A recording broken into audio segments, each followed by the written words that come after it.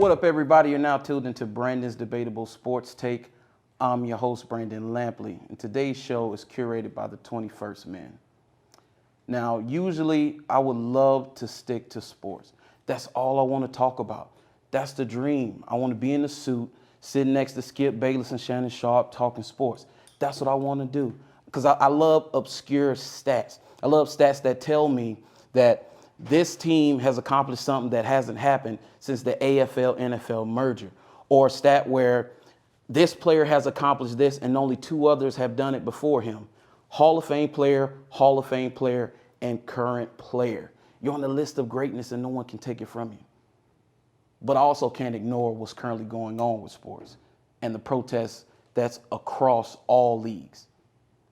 Now, the protests are due to a Wisconsin resident, Jacob Blake, being shot in the back 7 times by a police officer.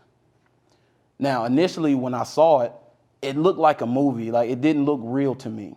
The police officer shooting him in the back 7 times, he holding the gun sideways like he's a crooked cop who shake down mom and pop shops and drug dealers for protection money. It didn't seem real to me. And your first reaction is usually emotional, and it's not necessarily wrong, but sometimes it's the incorrect, I would say incomplete reaction to it.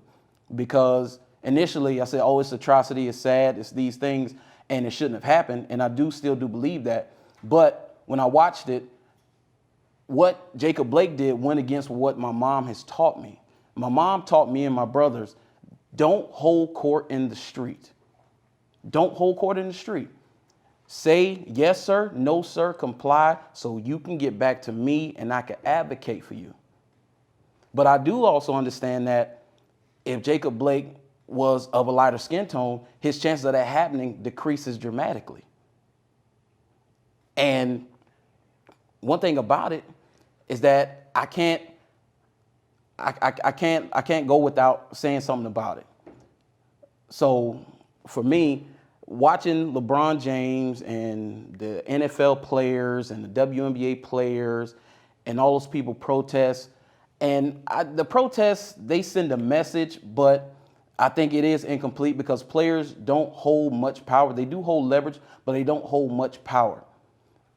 Players, to me, are not, especially in the black community, are not our political leaders. They're not who we should look to for when these things happen. They have a platform, and I love when they speak on it and they use their voices. But the black community itself should use this time to advocate for ourselves and let LeBron, let the NFL, MLB, WNBA players, let them do their jobs and say, hey guys, we got it. We understand. We're going to get things done. You don't have to stop what you're doing to send a message to those in power. That's how it should be.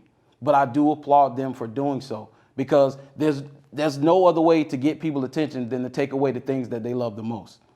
We know people love sports. It's your big escape. One of the reasons why I was talking to somebody and they were talking about how people today kind of seem depressed. I said, because a lot of things have been taken away due to the quarantine. So think about it. People do things to escape from reality. They use movies, they use music, they use sports, they use drugs, they use alcohol. Some of those things have been restricted. So now you have to face life head on. So I'm thankful for those guys for protesting and doing it the right way and doing the way they want to do it. Now, for some of them, they might not have been on the unified front, and I get all of that.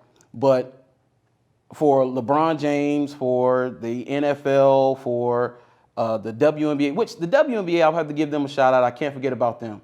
With the WNBA, those girls are true gangsters. The Atlanta Dream has a co-owner who's I think she's a senator, and she said some things that they didn't like. So their next game and when their warm-up shirts, they endorsed her opponent.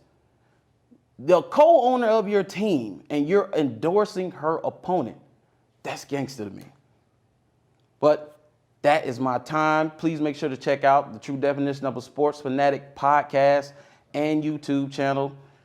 Check me out on the 21st Man and all our roundtable talks. And I'm on Twitter, Instagram, Facebook, Snapchat. Search for me there. I'm all over the place. Thank you.